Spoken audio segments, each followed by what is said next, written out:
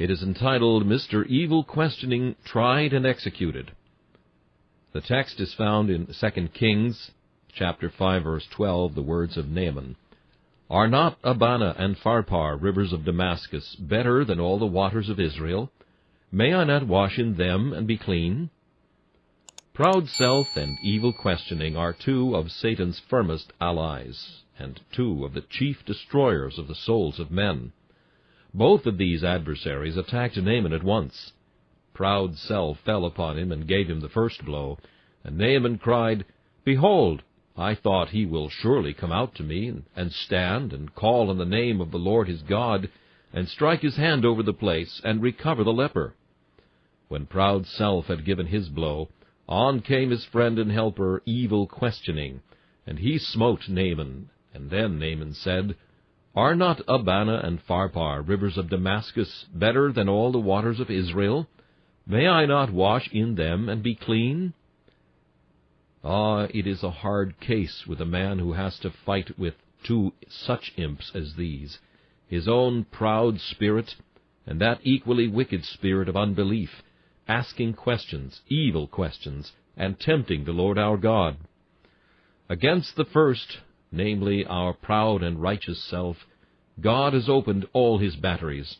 The 10 commands are like 10 great pieces of ordnance, every one of them pointed against our own pride and self-righteousness. The Bible is an opponent, even unto death, of everything like boasting, or encouraging the hope of salvation by any efforts of our own. Righteous self is doomed to be rent in pieces, and his house to be made a dunghill. God hates him, because he is an antichrist, and sets himself in opposition to the plenteous atonement of the Lord Jesus Christ. As for evil questioning, he also doth much ruin among the souls of men. And as it has been my hap of late to meet him very often, I propose this morning to track him to his den, to bring him out to light, and by God's help, if his Spirit shall be here present, to fully defeat him once and for all, to the rescue of many of you. Oh, what multitudes of souls have gone to hell asking questions, not asking, What must I do to be saved?, but asking questions about matters too high for them, asking, in fact, questions which were only meant to be some excuse for continuing in their sins, pillows for their wicked heads to lean upon, putting queries to ministers, and propounding hard and knotty points, that from the ignorance of man they might draw reasons why they should continue in their evil way, should hold on in their wicked course, and should so resist the mercy of God. Just listen to what evil questioning said to Naaman, and what Naaman said as the result of it. If I understand my text aright, it means just this. What virtue can there be in water? Why should I be told to go and wash at all? I have washed many times, and it never cured my leprosy. This dry disease is not so readily got rid of. But supposing there is some medicinal influence in water, why must I wash in Jordan? It is but a mere ditch. Why can I not go and wash in some of my own rivers? We have medicinal streams in our own land. At any rate, Abana and Pharpar are cleaner and wider, and their current is stronger than that of the Jordan, which empties itself into the Dead Sea. And to my mind, he says, it seems to be but a dead river at the very best. May I not go home to Samaria and there wash? A pretty thing that I should come all this way from Samaria to see this prophet, and then all he should tell me should be, Wash and be clean. It is absurd, he says. It is contrary to the nature of things. It cannot be possible, and therefore, he says, I will not go and try it. This, you see, was evil questioning. What business was it of Naaman's whether there was any medicinal power in the water or not? What concern was it to him whether Abana or Pharpar were better or worse than Jordan? He need have nothing to do but with the simple command, Go wash in Jordan 7 times, and thou shalt be clean. 'Twas his to obey, not to question. 'Twas his to fulfill the command, not to inquire into its philosophy. Now, what evil questioning said to Naaman, that he has said to many of you, my hearers.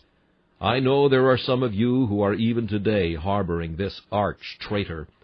I pray that God, by His grace, may find him out this morning, and that we may turn him out of your hearts. I shall try, first of all, to detect this old Mr. Evil Questioning. When we have found him out, I shall try to describe him to you, so that you may know him again the next time you meet him. Then, when we have described him, we will bring him out, and by God's help we will execute him. And when we have done that, I shall propose to you that we kill all his children, for they are a very large family.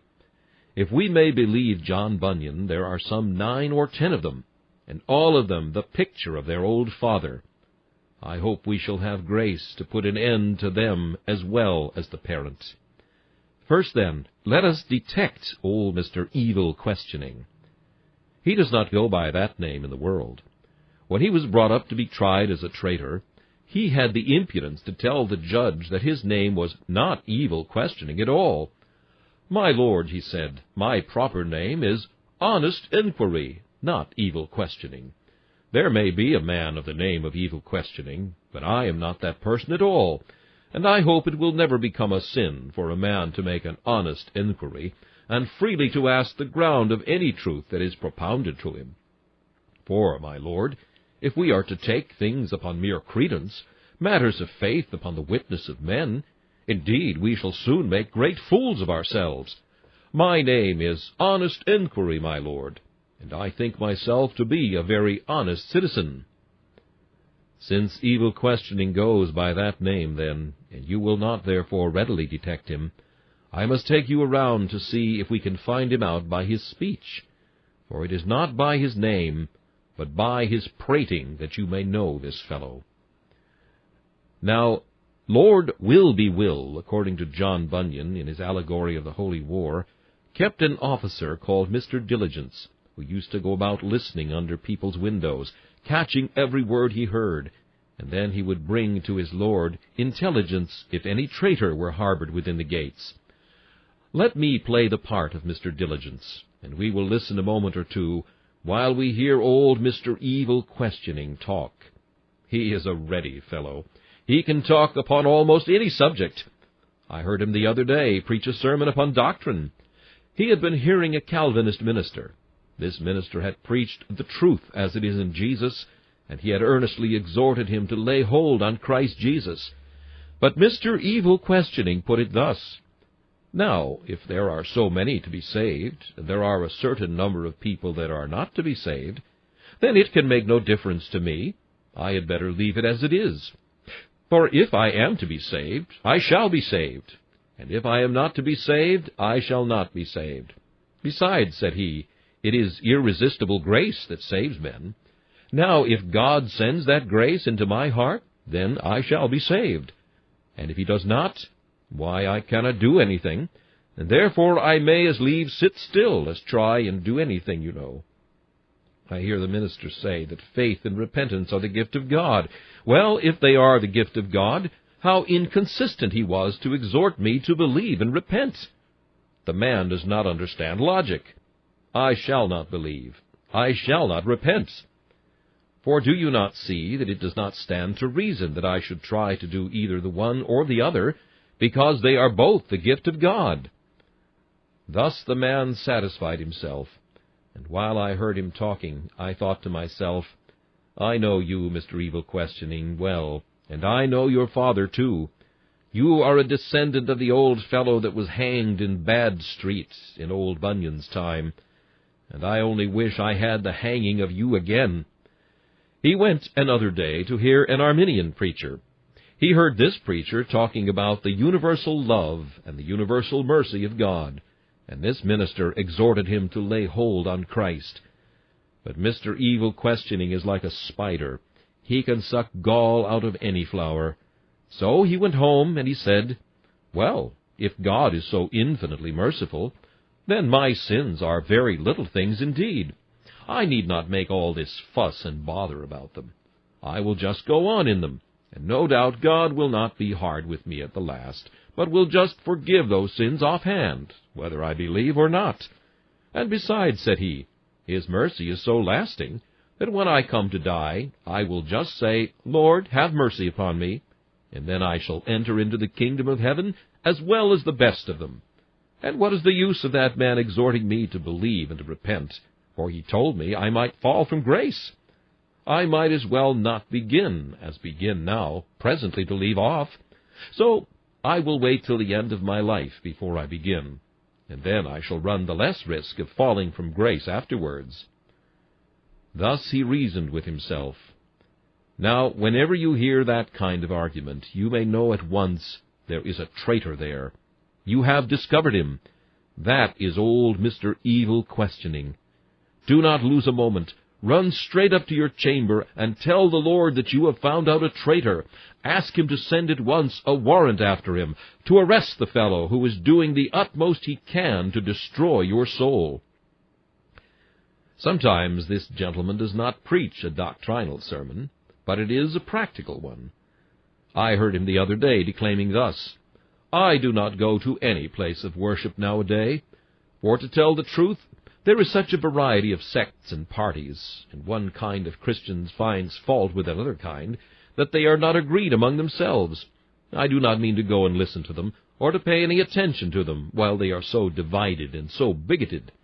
Besides, he said, look at the Christians. They are no better than other people, I dare say. Their best ministers, if we would catch them in a corner, are not at all superior to the rest of mankind. And as to common professors, why, I lost 10 pounds the other day by one of them who is a deacon. They are not a whit superior to the rest of mankind, I am sure. Therefore, I shall not think about religion at all. It is all a farce and a lie. Why should I consider it? I will have nothing to do with it.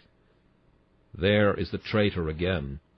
At other times this man will find out some poor, lean, half-starved Christian who has but little grace and very great misery, and he begins to talk thus, There are your Christians. See what moping folks they are. How miserable! I never saw such a set of people in my life. Why, if I were to go and listen to their minister, I should drown myself in a month. They are such miserable wretches. As for me, I say, let us hope well, and have well. Let us live merrily while we may, and if we must ever think about these serious things, let us put it off till the last. Have you never heard that gentleman? Ah, my hearers, there are some of you that have got him in your hearts, and I am only describing what you have often said to yourselves, or if I have not as yet hit upon the precise discourse of old Mr. Evil Questioning, yet I think I have tracked out some of his haunts. Does he not often give a tap at your door, and you say, Walk in, friend Questioning, I have a little matter to talk over with you. The minister has given me a little trouble in my conscience. Come and see if you cannot put a plaster over the wound, so that I may go on in my sins comfortably, and be relieved from the troublesome necessity of changing my life and becoming a Christian. Sometimes this old fellow Evil Questioning goes further, and tries, as he says, to lay the axe at the root of the thing. Why, he says, this doctrine of the atonement, this salvation by the blood of Christ, I have only just this to say about it, that a rational man cannot believe it at all. It is positively ridiculous to think of a man being saved by the righteousness of somebody else. Let the Methodist believe it. I shall not. There is no reason in it. Then he begins to ask questions about the atonement, and proceeds to questions about the decrees, questions about inscrutable matters, questions about effectual calling, about total depravity, and the like. And so he runs through the whole scale of gospel truths and Bible revelations, stopping at each one and asking a question, that he may find in each some apology for disobeying God, some excuse for not yielding up his whole heart to Christ, and now believing in him that died to save the souls of men. I think, however, I need not give you a more accurate description than I have done of this arch-destroyer. In fact, it were utterly impossible for me to describe to you all his speeches. There is no subject which he will not handle. He is so glib of tongue, and he has such sophistry of argument, that he will often persuade a man to believe that the worse is the better reason, and make a man imagine that he is not only excusable, but even commendable for not being a Christian and giving up his heart to Christ. Oh, if I could but see this evil questioning buried 7 fathoms deep, I should feel I had an easy work to do in preaching the gospel. But alas, when I have been the most earnest, my hearers have raised a question on the discourse instead of yielding obedience to its precepts.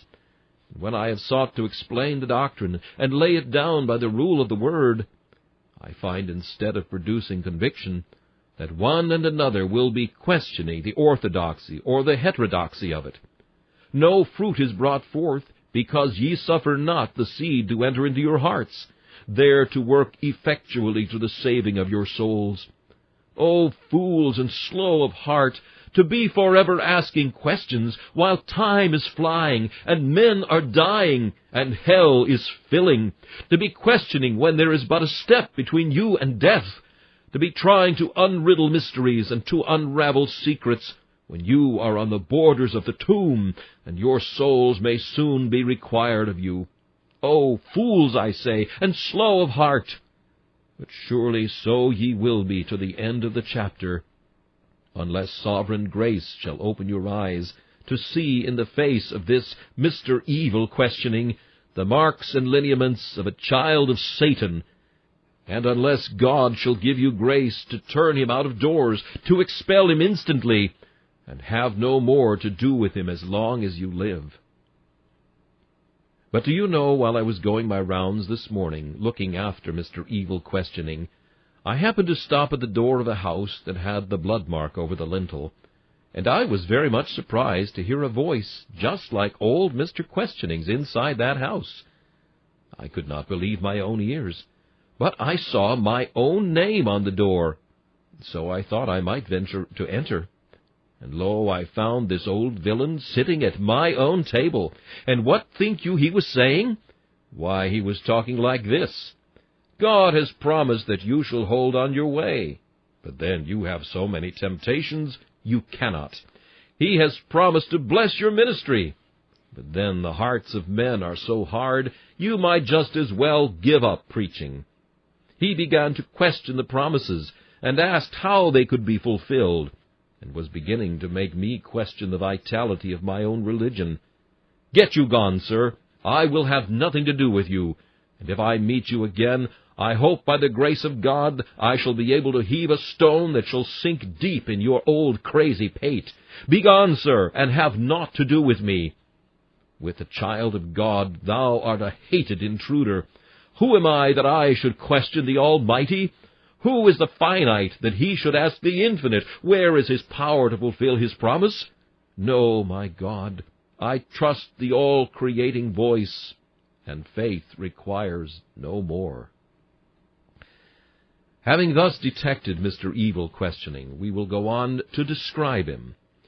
Mr. Evil questioning often boasts that he is the child of human reason, but I will let you know a secret or two about his parentage. Mr. Human Reason was once a very respectable man. He had a country seat in the Garden of Paradise, and he was then great and honorable. He served his God with all his might, and many a great and marvelous thing did he discover for the good of mankind. At that time he had a family, and they were all, like himself, right good and loyal. But after the fall, this man married again, and he took to himself one called Sin to be his partner. And this old evil questioning was one that was born after the fall. He does not belong to the first family at all. The first family was not so numerous as the last. There was one called Right Judgment born at that time. I hope he is still alive, and I believe he is. But the second family was very black and of tainted blood. They did not take at all after this father, except in one point, that at the time of the fall Mr. Human Reason lost his country seat in paradise, and together with the rest of the servants of Adam fell from his high estate, and became perverted and depraved. His children are like him in their depravity, but not in their power of reasoning. They take after their mother, and they always have a predilection for sin, so that they put darkness for light, and light for darkness, bitter for sweet, and sweet for bitter. The old gentleman never mentions his mother's name if he can help it. He always likes to boast that he is a lineal descendant of human reason. And so indeed he is. But he is a descendant of fallen human reason, not of human reason as it was in its glorious perfection. Now all the powers of Adam were by the fall spoiled and ruined. There they are. But their bias was turned from that which is good to that which was evil, and now reason is not a trustworthy guide. Enlightened by the Spirit of God, it can judge righteous judgment, but unenlightened and uninstructed, its bias is towards that which shall excuse man in his rebellion, which shall dishonor God, and which shall seek to raise the human race in proud rebellion against their Lord and Master. Understand, then, that the parentage of evil questioning lies here. Man's perverted reason meets with man's love of sin, and these twain do join to bring forth evil questions. It is not your reason that makes you talk against God, except it be your perverted reason. It is your love of sin that sets your reason on the wide-awake watch to try and discover some difficulty, and to make that a pretense why you should not be obedient to the heavenly command.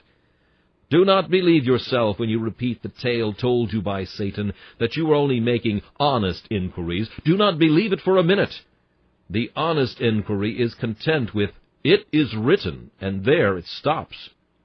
Besides, if not content with this, the truth of the Bible is proved by the most conclusive logic. It is proved, too, by arguments against which all the gates of hell can never prevail. There are many excellent works which have been written, and all the arguments of modern skeptics have been refuted 1,000 times over. Every objection that man can make has been already broken in pieces, and if a man be honest in his enquiries, he cannot long remain an unbeliever. Do not believe that your questioning springs from honesty, but be honest with yourself and acknowledge this, that you do not love the gospel because it is too hard for you. It wants you to give up sins that you love too much, to renounce them, and because of this, you begin to question its truth. If it did not come upon you so sorely and deal with you so summarily, you would believe it. But because it will have you give up your sins, you go in quest of a doubt, and put in plea after plea to gain time and hold on with the world. Though you do not doubt the justice of the law or the truth of the gospel, ye vexatiously question both. And yet you know very well that it is beyond your questioning, for it is the eternal verity of the eternal God. I have thus described the old man's parentage. Shall I now tell you where he had his education? After Mr. Evil Questioning was born, he was put to the school of that old schoolmaster who has taught a great many of you, Mr. Worldly Wise Man. And this Mr. Worldly Wise Man used to make him read out of a book called Human Maxims. And this man has learned the logic art of that book of Human Maxims, a book very much patronized by the sacred consistory of hell. They greatly delight in it, and would have it spread everywhere. And they would even have the prophets of God bow their knees to this Baal, and take for doctrines the commandments of men. No wonder, therefore, that being bad at first, and essentially vicious, this education was just suited to develop his powers, and he has gone from bad to worse, till he has been known at times to question the very existence of a God, the immortality of the soul, the truth of the Bible, the divinity of Christ. In fact, he has questioned everything which can be dear to a true-hearted man, every truth which can sustain the soul in the midst of its troubles, and give it light in its seasons of darkness. And now to come nearer still to him. I have told you his parentage and education. Now, as to his character. If you notice this man, it is only his talking that will strike you, and you will observe this about his talk, that he speaks about things of religion in a very different style from what he thinks about things of the world. If you meet him and he is buying or selling, He talks very rationally indeed. But when he comes to make excuses for himself, and tell you why he is not converted, he talks like a fool, as he is. He would not himself act in the world upon the theories that he adopts in religion. Did I not tell you that I heard him say once, that because God had decreed, therefore he would do nothing? Now you would expect to find him, if he were honest in what he said, going out into the world and folding his arms and saying, "Now, if I am to get rich, I shall get rich, and so there is an end of it. And if I am not to get rich, I shall not get rich, and therefore I shall not work." No, he is as busy as a bee when he's about the things of the world, and yet he is as idle as possible when he is meddling with the things of Christ. This same man, if he has a field to sow, he knows very well that if God has ordained a harvest, there will be a harvest, but he sows for all that. He can understand in his business how free agency is quite consistent with divine sovereignty. He understands when he's abroad how the decree of God does not at all limit the free action of man. But when he comes to matters of godliness with regard to his own soul, then he sees a wonderful difficulty there. He sees it because he wants to see it, and a man can see anything he likes to see if he does not want to do a thing that is uncomfortable and unpleasant. If you want an excuse for going to hell, you can find 1,000, every one as bad as the other, and Mr. Evil Questioning will furnish you with any quantity of them to suit every particular case.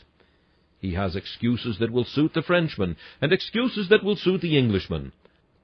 He has a stock of common excuses just adapted to be sold retail to the poor, and he has many a refined excuse of every shade and color to suit the taste of the rich. Oh, no man like him. If you want to perish, you may do it logically. If you want to go to hell riding on a syllogism, he will assist you. He will give you the most rational and comfortable conveyance if you want to go there. Only go to his shop. He will not keep you a single moment, but serve you across the counter with the most polite bow, and send you on your way rejoicing towards the depths of perdition. You will thus detect Mr. Evil Questioning, because he uses a logic in spiritual things that he would not use in temporal things. Here is another way by which you may discover him. This man, when he is talking about the infinite God, always measures him by the finite rule of man. When God is in the question, who is not to be limited nor to be grasped by our comprehension, he deals as freely with the matter as if it were a mere thing of ells or inches, or of ounces or pounds. Omnipotence he forgets, and omnipresence, and omniscience, and eternity. All these attributes of God he casts away, and he talks to God and talks about God as if God were nothing different from the creature that his hands have made. Have you never heard him say, "How can such a thing be done?" If he did but stop and think, he would know that it is irrational to use the word "can" when he is speaking of an omnipotent one. He will often say, "Will such a thing that is promised be accomplished?" If he did but pause, he would recollect that to ask a question as to whether a thing will be done about a God who is true and faithful is to put a wicked and blasphemous question. But still he will do it. He deals with God's promises as if they were the draft notes of a rogue. He treats God's doctrines as if they were the utterance of a raving maniac. He will deal with substantial verities as if they were frothy dreams, the mere speculations of a deluded brain. Strange villain that he is, daring to lift his mouth against heaven and spit his blasphemous questions against the very existence and power of the Most High. You may know him again by another sign, for he always draws his arguments from exceptions. He meets a miserable Christian. He knows very well that where there is one miserable Christian, there are 1,000 happy ones. But then he puts these 1,000 happy ones behind. It is the one miserable one that he fixes his attention on. If he meets with one fallen professor, he knows that there are 10,000 Christians that stand upright in the hour of temptation, and will not bend in the blast of the terrors of the world when they come against him, seeking to turn him from his upright course. No, he forgets all these. He only thinks of that one hypocrite, or that one professor who was overtaken in an evil hour, and then he makes a syllogism like this: one Christian has proved to be a hypocrite. Therefore, as it is a bad thing to be a hypocrite, I will not be a Christian. Now, what an argument! And yet this satisfies some of you. There are some of you, when you have been once taken in by a man, will say, "Ah, well, I will never make a profession of religion. So-and-so made a profession. He was a bad one. Therefore I will not have anything to do with it." Where is the force of this argument? If there are bad Christians, that is a presumption in itself that there are good ones. For if ever you see a bad sovereign in circulation, you may be sure that there are some good ones. For if they were all bad, we would none of us take any of them. Be sure of it, then. The name of Christian would cease to be, unless there were some good ones to keep up the current coin, the real stock in trade, on which the world grows rich. And suppose they were all bad, is that any reason why you should not be true and honest? If the church were all hypocrites, at least let me be an honest man, and serve my God truly and with all my heart. That is the proper way of reasoning. But Mr. Evil Questioning takes exceptions, and considers them as if they were rules, and then from the exceptions draws a deduction which would not be logical, even if they were the rule, but which, seeing it is based upon the exceptions, is without a basis at all, and sinks to the ground as a mere wanton, willful falsehood. I will only keep you one more minute on this part of my subject.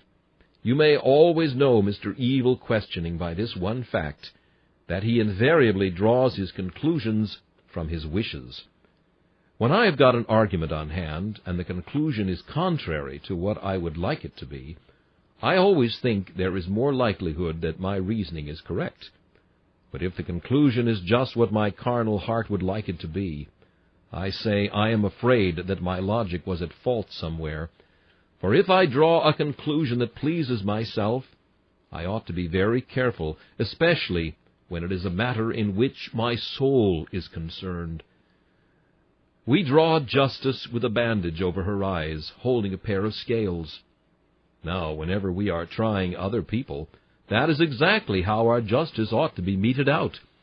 And so it should be when we are trying ourselves. But, my dear friends, whenever we try ourselves, we are apt to move the bandage a little up, that the right eye may see just a little, that we may manage to put, somehow or other, a little extra weight in the scale that will favor ourselves. No man is so partial a judge as the man that is trying his own character. We are very severe with others, and we are very lenient to ourselves. We keep our swords well sharpened for our enemies. But if we do hit ourselves, it is with the back of the blade. We never venture to strike deep. We always wish to have a little salve ready, some kind of extenuation. Habitually, almost without knowing it, we shake hands with ourselves very often and say, "You are not so bad a fellow after all. I thought there was something amiss with you, and so there certainly is. But still, there is not so much wrong with you as there is with a great many people, and you are a very respectable individual, taking you for all in all." Now, if that is the conclusion you come to, suspect it. There is a flaw in the logic somewhere. Just look the reasoning through again. Cast that sum up once more if it comes to this result, "Thou art rich." Cast it up again. There is an extra figure that you have put in. For the right conclusion is, if you are an unconverted man, you are naked and poor and miserable. Do not believe the arithmetic or the logic which would bring you to any other conclusion than this. Having thus described this old enemy after whom I am in full pursuit, I pause a while and go on to my third division, which is bringing him out to execute him. I must give you a bit from John Bunyan's Holy War, for it is so wonderfully suggestive and so thoroughly worthy of its quaint author. Mr. Evil Questioning was detected harboring 4 doubters who had come to attack the town of Mansoul. When he was brought up, the indictment was that he had studied the ruin of the town of Mansoul, that he had feloniously and treacherously harbored 4 of the king's enemies, and that he had expressed in the hearing of one Mr. Diligence his wish that there were 10,000 such doubters in Mansoul. The old fellow, when he was brought before the bar, first denied his name, and said his real name was Mr. Honest Inquiry. But when it was proved that he was old Evil Questioning, for Lord Will in the time of his evil estate had known him very intimately, then the old fellow pleaded not guilty, and he began at once to utter his defense.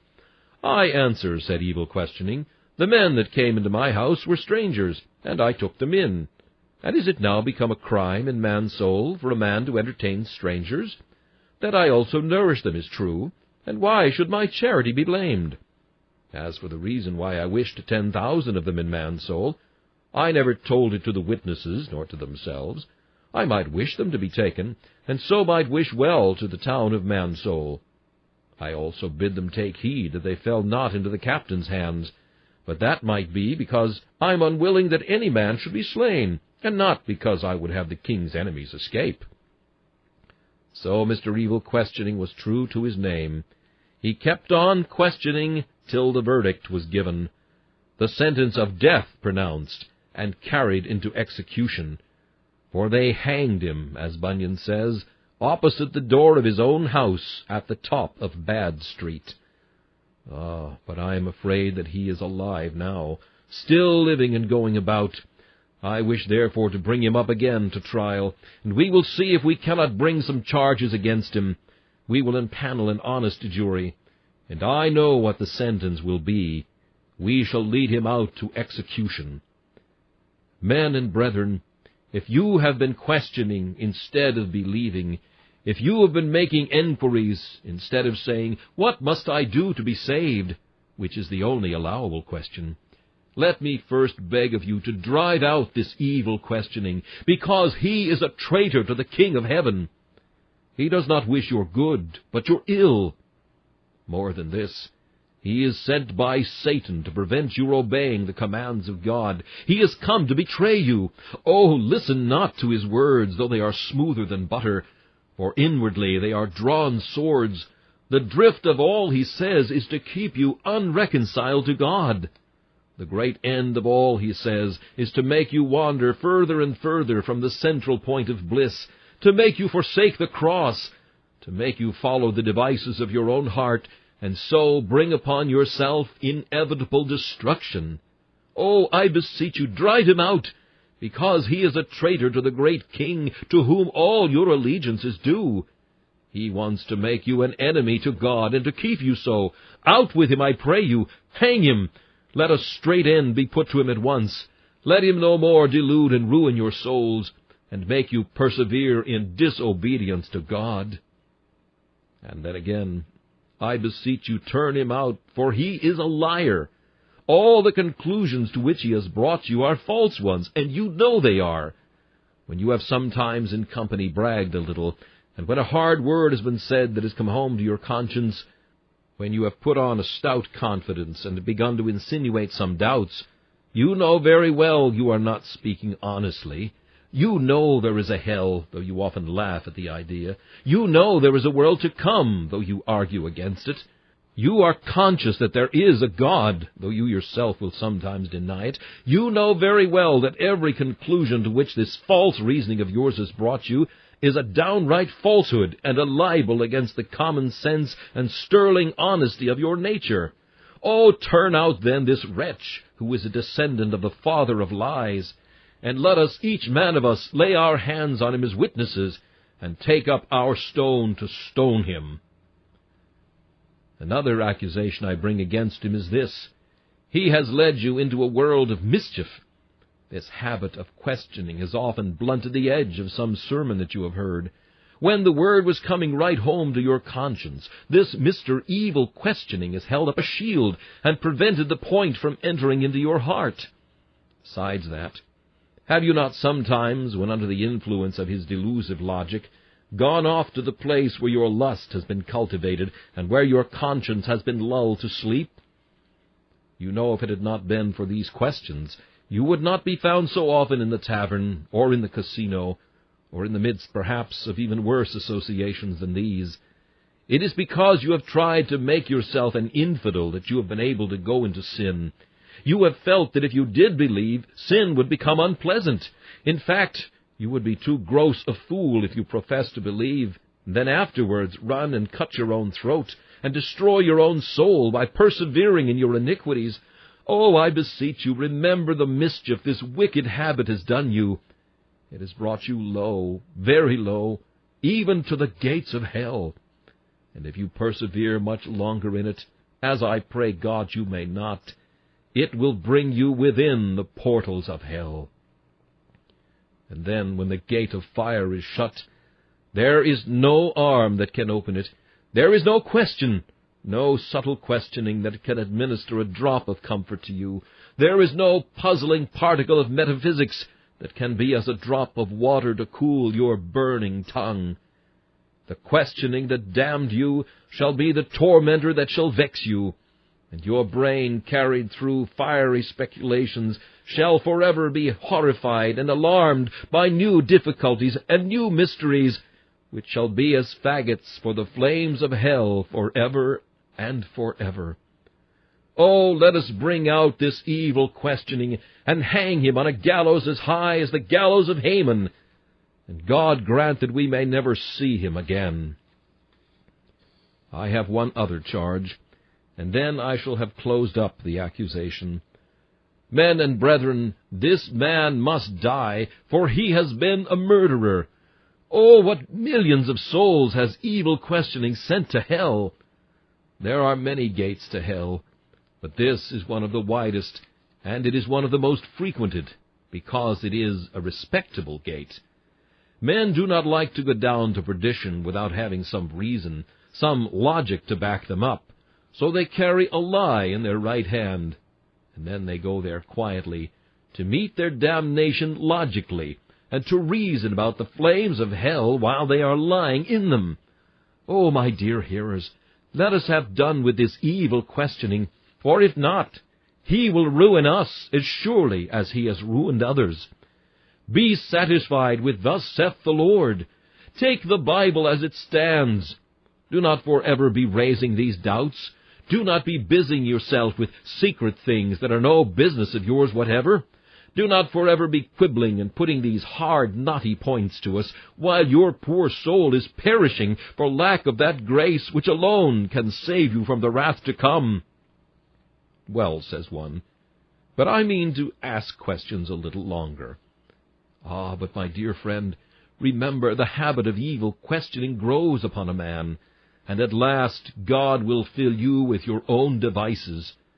Draws there nigh a day when you will want to believe, and you cannot, when questioning will become a strong delusion, so that you shall believe a lie, when from merely trying to be an infidel, you shall become at last a master in the arts of Belial.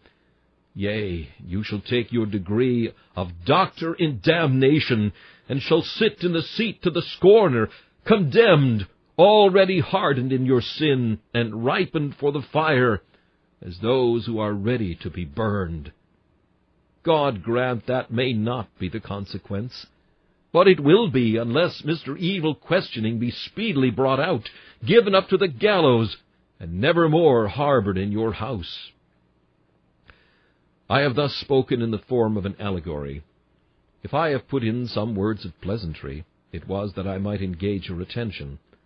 I feel this subject to be awfully solemn, and it is necessary that we should all think of it, and I hope you will think of it none the less, because it has been clothed somewhat in an allegorical form, and because I have tried to represent this evil habit as though it were an evil being that sought your destruction. My concluding head is especially addressed to the people of God, and to them I hope it will be very interesting. Old Mr. Evil Questioning is the father of a large family, and John Bunyan tells you about his family. He says he married one called Miss No-Hope. She was the daughter of Old Dark, and when Old Dark was dead, her uncle Incredulity took her and brought her up as his own daughter, and then he gave her to Old Evil Questioning, and he had by her several children. I will give you the names of them, because it shall be my earnest endeavor to fire a shot at them this morning, as well as at their old father. Their names are these: Mr. Doubt, Mr. Legal Life, Mr. Unbelief, Mr. Wrong Thoughts of Christ, Mr. Clip Promise, Mr. Carnal Sense, Mr. Live by Feeling, and Mr. Self-Love. All these were the offspring of the father, and against all these a warrant was issued by the Prince Emmanuel, that they should be hunted down, and every one of them given to the sword. Now I will take the eldest son. There is Mr. Doubt. Is he not the child of evil questioning? Why, you can see his father's image in his face. You remember Mr. Doubt called one day at the tent of Sarah, and his father with him, and Sarah said, Shall I, who am 90 years of age, have pleasure? Shall these breasts afford nourishment for a child? Here was evil questioning. And then Sarah laughed. That was Mr. Doubt that played off a bit of his satire and set her laughing. Ah, had she but believed, she might have attained a nobler commendation. It almost tarnishes her fair reputation that we must remember this of her. She was the woman who laughed at God's promise as though it were impossible. Brothers and sisters, Mr. Doubt has often called at your house and made you cast reflections on the promise. He has said, How can it be true? Such a sinner as you, so weak, so vile, so unworthy. Oh, believer, the promise is true. God has pledged His word and stamped His covenant with His oath. When you see a promise, never doubt it. For doubt is the descendant of evil questioning, and he is a diabolian from the birth up. However, I am rather apprehensive, though I publish his name today, and though I were to give you his portrait in the hue and cry, he will not get arrested just yet. Or if he be arrested, I am afraid he will break his prison and be at liberty again. For this Mr. Doubt is everywhere about the country, and I find him in many a secluded nook by the wayside, troubling some poor woman on her dying bed. And I find him, too, in many a hall where the rich man is thinking about Christ, but is kept back by this troublesome intruder, who whispers a doubt as to whether Christ will receive him. He is everywhere, but drive him out, make him hide his head, let him not be pampered and fed as he is by some people, lest doubt grow into despair, and you should lose your comfort, and bring sorrow into your heart forever. Another child is Mr. Clip Promise. Do you know him? He does not doubt the promise, but he clips the edge of it. He makes out that it will not all be fulfilled, only a part of it. Now there is a proclamation issued against Mr. Clip Promise, that whoever will arrest him shall be greatly honored, for he is a notorious villain, by whose doings much of the king's coin was abased. Therefore it was expedient that he should be made a public example. And Bunyan says they did take him, and they first set him in the pillory, and afterwards they tied his hands behind him, and they whipped him through the streets of Mansoul, bidding all the children and servants whip him, and then at last they hanged him. And, says mine author, this may seem very hard treatment, but when one considers how much loss the town of Mansoul may sustain by the clipping of the promises, which are the coins with which they trade, I can only say I hope that all his kith and kin may be treated with the like severity. Oh, if you have attempted to cut the promise down, have done with it, I pray you, and do take it as it stands, in all its plenteousness of grace, and all its sufficiency. Judge it not by your own notions, but take it as it comes from God, shining and glittering from the mint of heaven. Take it at its full current value with the merchants, and you shall surely have its equivalent in the fulfillments which God will work to you in His providence and His grace. Moreover, I will say this unto thee, the more thou tradest with this precious coin, the more thou wilt prize it.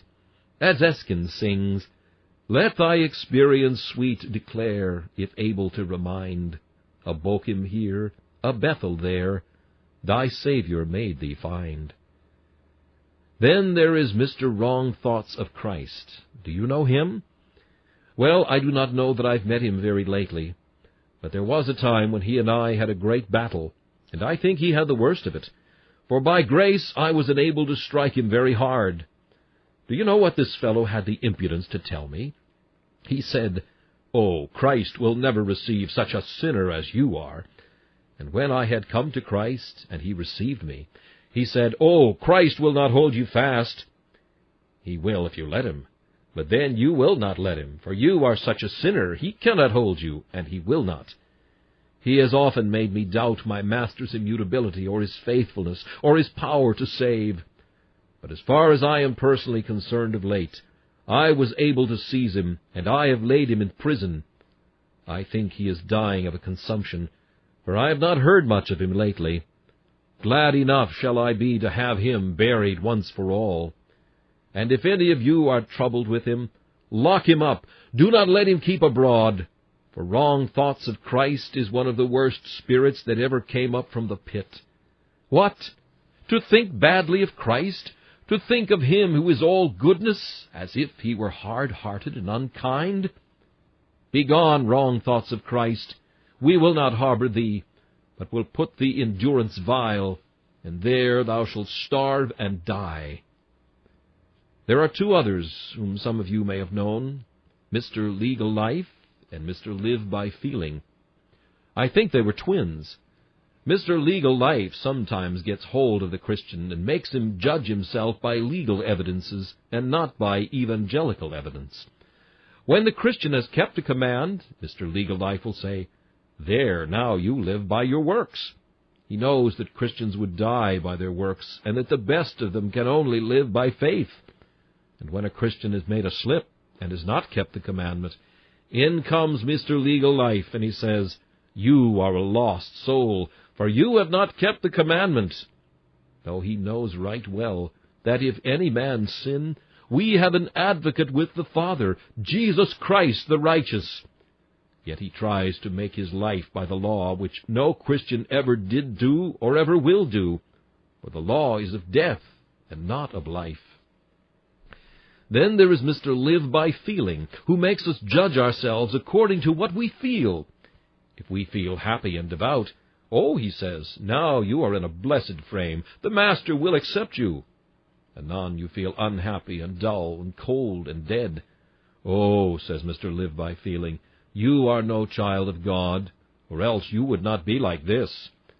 Now catch both these fellows if you can, and away with them. Away with such fellows from the earth. It is not fit that they should live. Come, ye Christians, and crucify them. Nail them up. They are relatives of the old flesh, and let them die with the flesh. They will never bring you any good. They are the downright direct opponents of the gospel. Away with them! For whatsoever is not of faith is sin. And if we believe not on the Lord Jesus Christ, neither our feelings nor our efforts can ever save our souls in any measure whatsoever. Legal Life and Live by Feeling must be put to death. And now I want your attention, because here is a fine opportunity for some of you to become celebrated and rich, if you are able to fulfill the commission.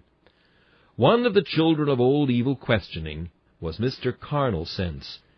Now John Bunyan tells us, and I believe he is right, at least I have his authority for it, and that is no mean authority, that there is a proclamation set up in the marketplace at Man's Soul, that whosoever shall bring Mr. Carnal Sense, dead or alive, to the King Emmanuel, shall be made a nobleman, shall have a right to sit at the king's table every day, and moreover, he shall be made keeper of the treasury of the city of Man's Soul. There, you see, is a noble opportunity for you. But, says John Bunyan, it is rather unfavorable if you are ambitious. Many there were that spent much of their time in endeavoring to discover him, but they have never been able to find him. Still, it is well known that he is abroad, and that he frequents poor men's houses by night, very much to their sorrow and grief. Now, if you can but lay hold of him, see how you shall be exalted. You shall have daily fellowship with your King, and you shall have the whole treasure of God to make you rich. Well, blessed be God, we do know one thing, that is, that if we cannot kill Carnal Sense, yet we can starve him a little. And if he will come abroad, it shall be by night, for we will not let him come abroad in the day. Old carnal sense, what mischief has he done? Judge not the Lord by carnal sense, but trust him for his grace. Behind a frowning providence he hides a smiling face. O Christians, get rid of the thought that thou canst judge thy God by carnal appearances. Do not take the promise by the providence, but the providence by the promise. Do not read the book of life by thy life, but read thy life by the book of life. Have done with carnal sense, and thou shalt be happy. Thou shalt have daily fellowship with God, and all the riches of his treasury.